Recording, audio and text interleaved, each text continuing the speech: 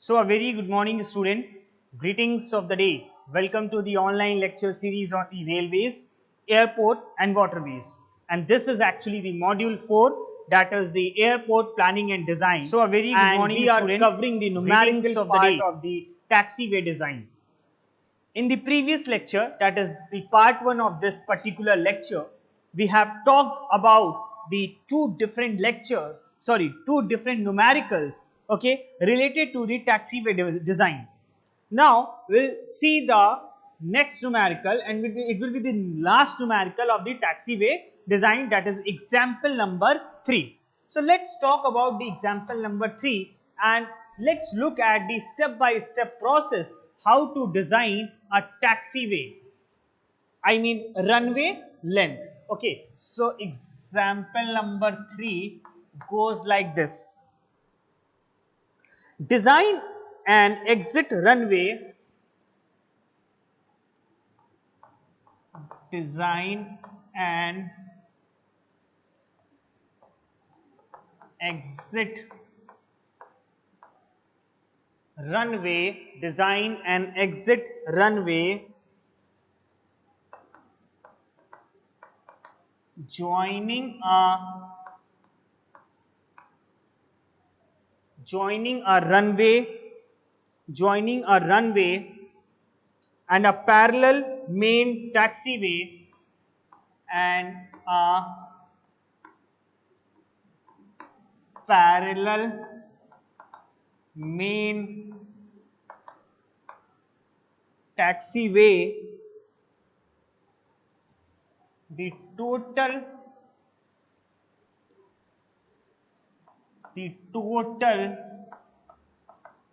angle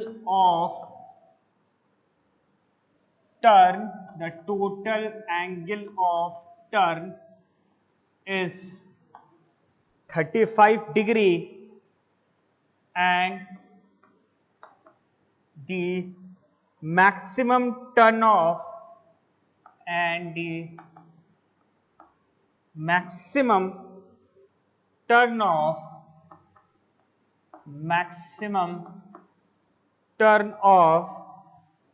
speed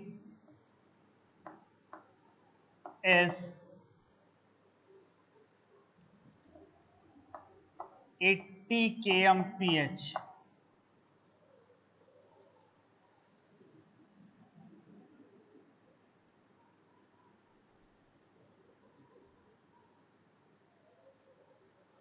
Design an exit runway. What we have to design? We have to design an exit runway joining a runway and a parallel main taxiway, right? We have to design a exit runway which is joining a runway and a parallel main taxiway. The total angle of turn is 35° and the maximum turn of speed is 80 kmph. तो हमारे पास दो चीजें दी हुई हैं, वो है angle of turn, वो कितना है 35°, right, and maximum turn off speed, और उस टर्न ऑफ पे स्पीड हमारी मैक्सिमम कितनी होनी चाहिए? It should be 80 kmph. What we have to design? We have to design an exit runway which is joining a runway and a parallel main taxiway. Okay.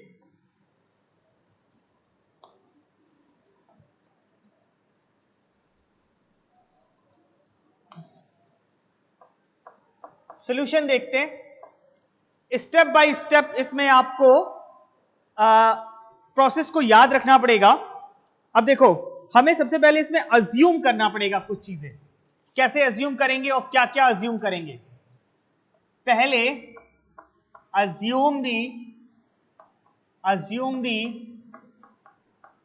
Following. क्या क्या assume करेंगे? Radius of entrance curve. कितना assume किया? 731 metre. ठीक है. Runway का width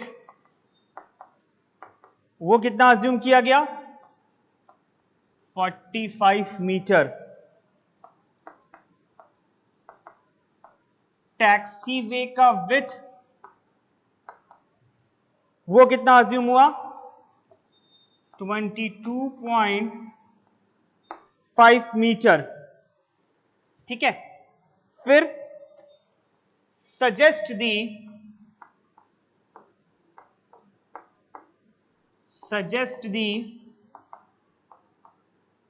maximum separation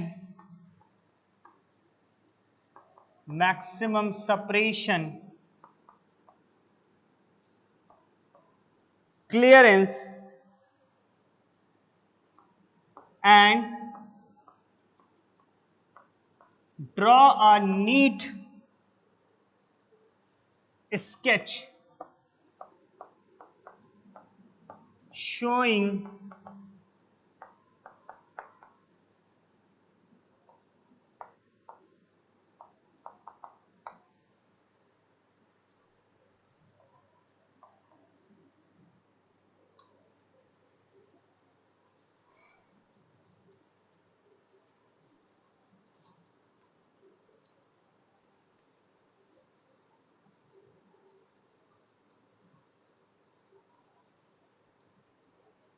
चलो सबसे पहले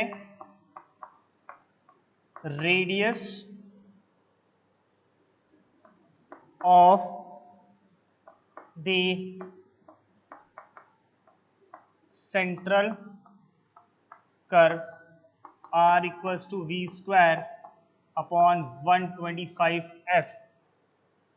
तो r की वैल्यू कितनी हो जाएगी 80 square 125 into 0.13 r equals to 394 metre.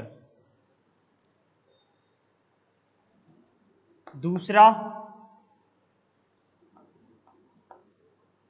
Length of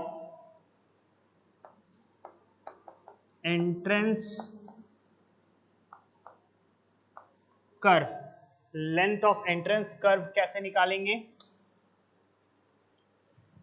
L1 v cube upon 45.5 CR2 equals to 80 का cube upon 45.5 into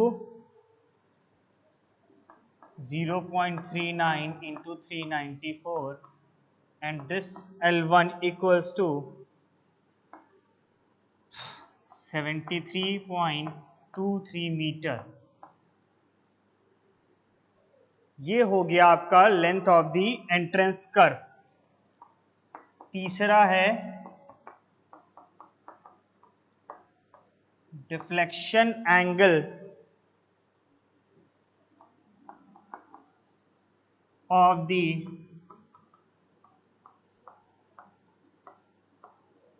entrance curve। Deflection angle क्या हो जाएगा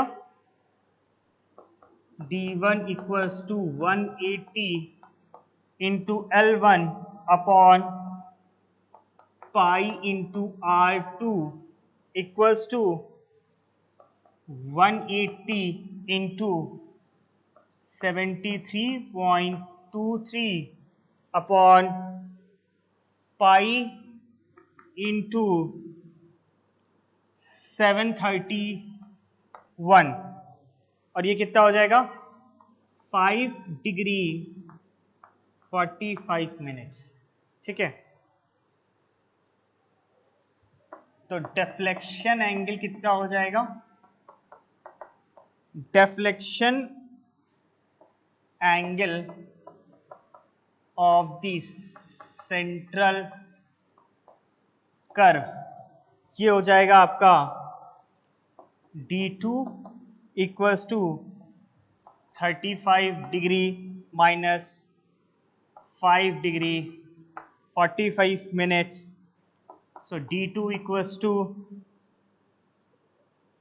29 डिग्री 15 मिनट्स, या तो d2 की वैल्यू ये भी हो जाएगी 29.15 25 डिग्री। ठीक है, पहले आप न्यूमेरिकल को देखिए और फिर समझने की कोशिश करिए। अभी ये 3 स्टेप ही हुए हैं। न्यूमेरिकल क्या कह रहा है? Design and exit runway joining a runway and a parallel main taxiway, full stop.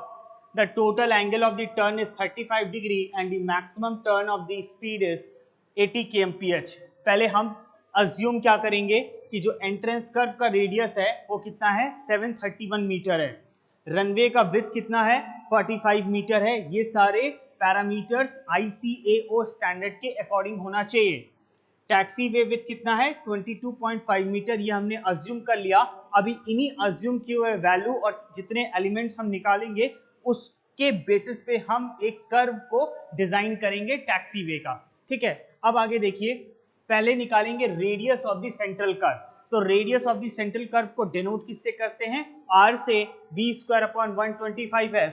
तो v की वैल्यू हो गई, f की वैल्यू हो गई, r की वैल्यू कितनी आई?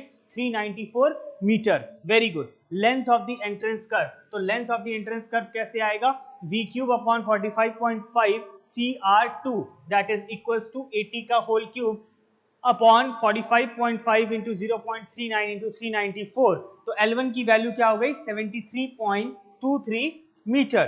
अब जब आगे जाएंगे तो deflection angle for the entrance curve, ये सारी अभी एलिमेंट्स को मैं एक स्केच से आपको डेनोट करके दिखाऊंगा। तो ये हो गया 180 into L1 upon pi into R2 equals to 180 into 73.23 upon pi into 731। तो ये हो गया 5 डिग्री 45 मिनट्स। ठीक है, तो डिफ्लेक्शन एंगल कितना हो जाएगा? ये हो जाएगा आपका जो टर्न पे एंगल दिया है 35 डिग्री माइनस ये जो आपने एंगल एंट्रेंस कर्व पे निकाला है, तो ये हो गया D2 that is 29 degree 15 minutes. ठीक है, अच्छा अब आगे देखते हैं थोड़ा सा। प्लीज इसको आप नोट कीजिए, इसको नोट कीजिए। तो आगे मैं देखता हूं और एलिमेंट्स क्या डिजाइन करनी है हमको।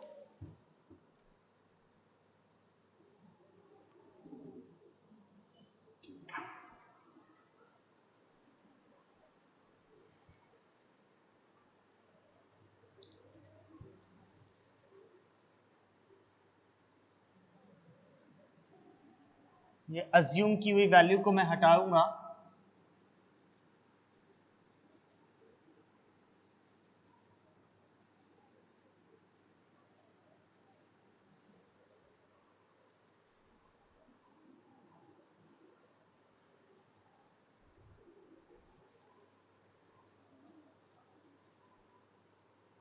अब देखेंगे, पांचवा है length of the central curve L2 equals to pi R2 D2 by 180। L2 की value pi into 394 into 29.25 by 180। सो L2 की वैल्यू आ जाएगी 201.14 मीटर। ठीक है, आगे देखते हैं। ये आ गई आपकी central curve, length of the central curve की वैल्यू। ठीक है, फिर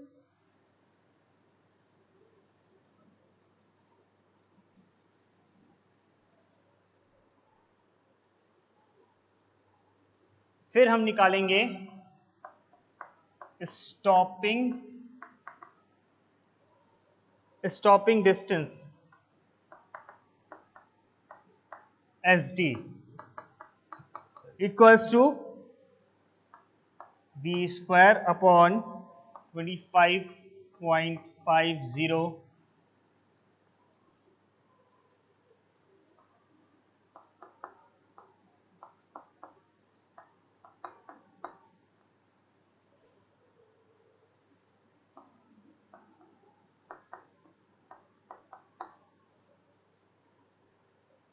तो एस डी की वैल्यू हो गई 251 मीटर। ठीक है,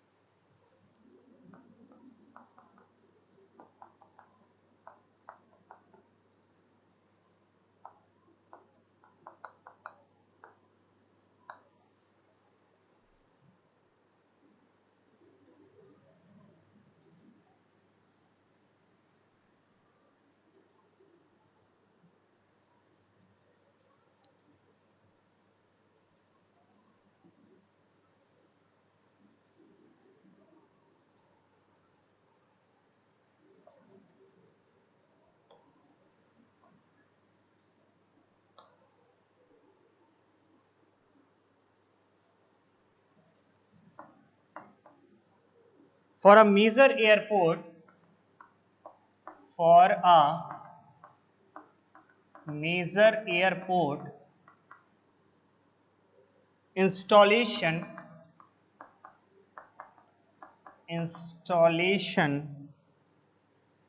with instrumental landing, with instrumental landing facilities,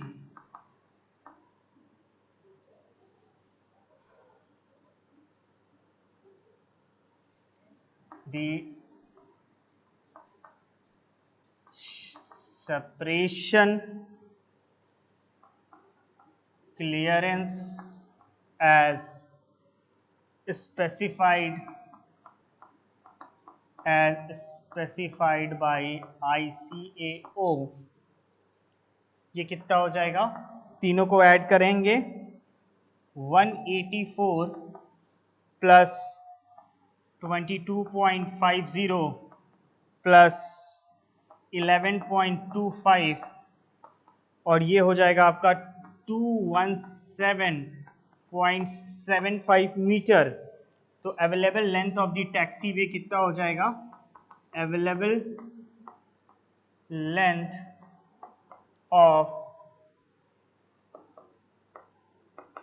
taxi वे, ये आपका हो जाएगा अवेलेबल लेंथ कितना हो जाएगा, ये हो जाएगा आपका equals to 217.75 by sine 35 degree minus 45 plus 22.50 divided by 2 sine 35। तो ये हो जाएगा ब्रैकेट में 379.63 माइनस 58.84 और ये निकल के आएगा आपका 320.79 मीटर। ठीक है, तो length of the central curve हो गया, स्टॉपिंग डिस्टेंस हो गया। ठीक है, उसके बाद available length of the taxiway हो गया और फिर हम क्या निकालेंगे, हम निकालेंगे हमें और क्या एलिमेंट चाहिए, फिलेट। तो जो 8वां है वो है the fillets of radii 22.50 metre and 60 meter are provided respectively for 35-degree and 145-degree and 145-degree changes in the directions. ठीक है, देखो क्या है, हमने 4 एलिमेंट डिजाइन किए, उसके बाद जो length of the central curve है वो L2 की वैल्यू क्या होती है, पाई into R2 into D2 upon 180। तो यहाँ हमने सारी वैल्यू रख दी और यहाँ से L2 की वैल्यू निकल गई। फिर स्टॉपिंग डिस्टेंस को हम कैसे निकालते हैं, v square upon 25 minus 0.50 d। तो SD की वैल्यू कितनी हो गई, 251 मीटर। और जो ये डिस्टेंस है, this distance is to be measured from the edge of the runway pavement along the center line of the exit way. For a major airport installation with instrumental landing facilities, the separation clearance as specified by ICO कितना है, इन तीनों को add करोगे तो ये आ जाएगा 217.75 metre. तो available length of the taxiway कितना हो गया, 217.75 upon sin 35 minus 45 plus 22.50/2 sin 35 degree, तो यहां से 320.79 मीटर आ गया। देखो, the fillets of radii 22.50 and 60 metre are provided respectively for 35 degree and 145 degree changes in the direction. अब इंटायर इस प्लानिंग को हम कैसे एक फिगर में दिखाएंगे वो मैं आपको दिखाता हूं। इसका अगर हम फिगर बनाने की कोशिश करें तो कैसे बनेगा, इसका एक टोटल फिगर बनाया जाए इस टैक्सी वे का तो कैसे बनेगा, वैसे बनेगा।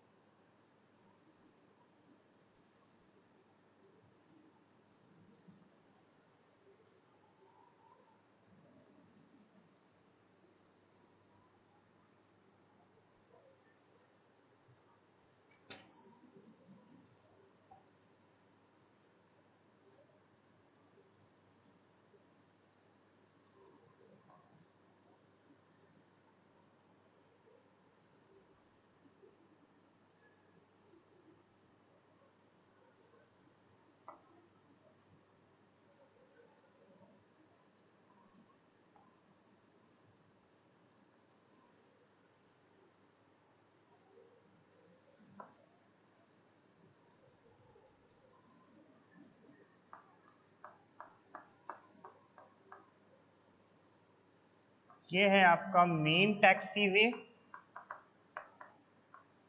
ये मेन टैक्सी वे है, ठीक है। उसके बाद ये हमारा एक फिलेट है, ये हमने डिजाइन किया है 22.5 मीटर पे।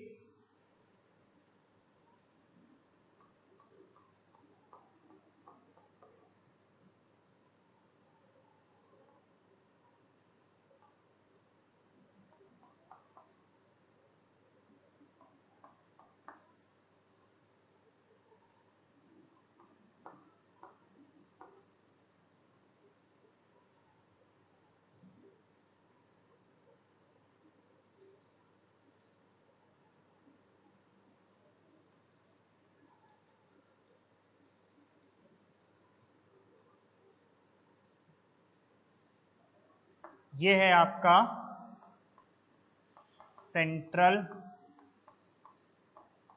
Curve R2 D2 L2।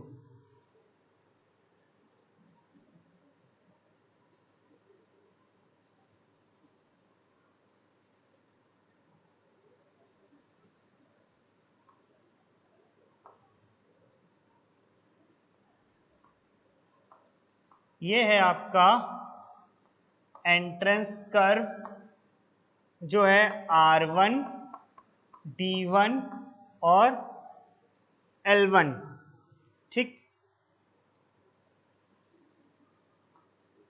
ये हो गया फिलेट, ये हो गया रनवे, ये हो गया 45 मीटर, ठीक है।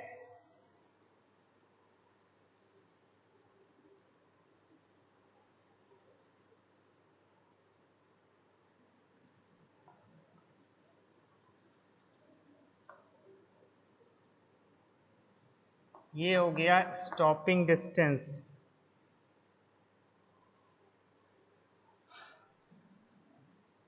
सो ये फिगर हो गया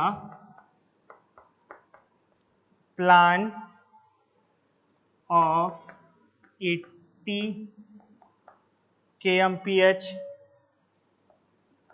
35 डिग्री एग्जिट टैक्सीवे।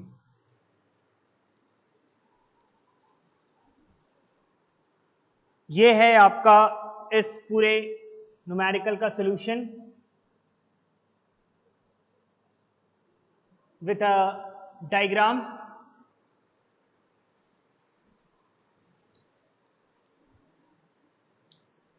तो ये जो न्यूमेरिकल था कि design an exit way runway joining a runway and a parallel main taxiway, the total angle of the turn is 35 degree and the maximum turn off speed is 80 kmph।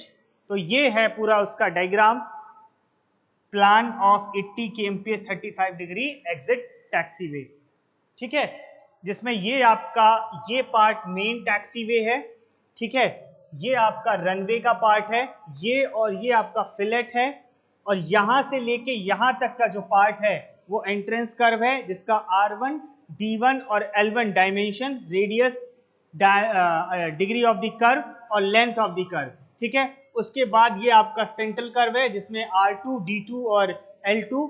Stopping distance यहां से लेके यहां तक को count करते हैं, इसका width है 22.5 मीटर और रनवे का है 45 मीटर, ठीक है। तो इस तरह से हम अज्यूम करके जो निकाल रहे हैं वो क्या क्या हमने कैलकुलेट किया है इसमें पूरा, इसमें हमने निकाला है radius of the central curve R1, length of the entrance curve L1, deflection angle of the entrance curve D1, फिर क्या निकाला है हमने deflection angle of the central curve that is D2, ठीक है, length of the central curve L2 201.14 और SD that is 251 metre, ठीक है। अगर मैं यहाँ पे सारी वैल्यूज को लिख दूं तो हमारा क्या क्या आया है, R2 जो है वो 394 मीटर है, देन आपका L1 कितना है, L1 है 73.23 metre, D1 is your 5 degree 45 minutes और 5.75 डिग्री, D2 की वैल्यू है 29.25 डिग्री, L2 की वैल्यू है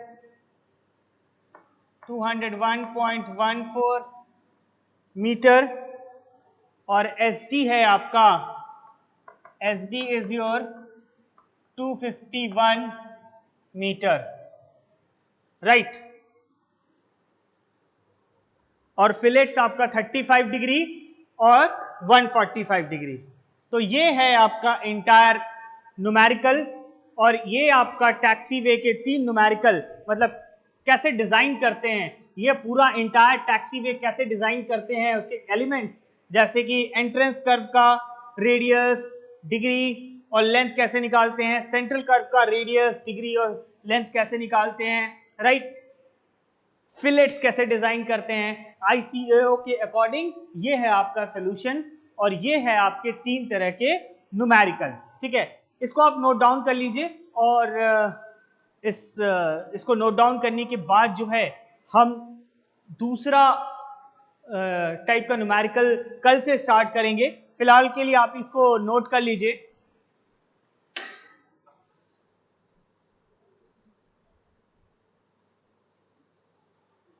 please note it down.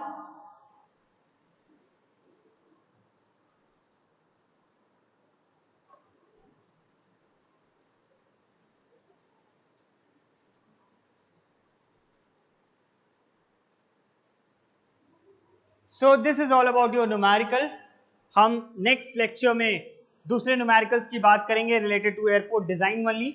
Okay, so if you have any query related to these numericals, you can write to me at my mail id, that is ankur495@bit.ac.in।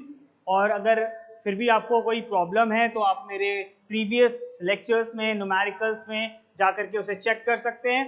And thank you so much for listening it to very patiently, and thank you so much for all your support. Have a good day. Thank you guys. Thank you students.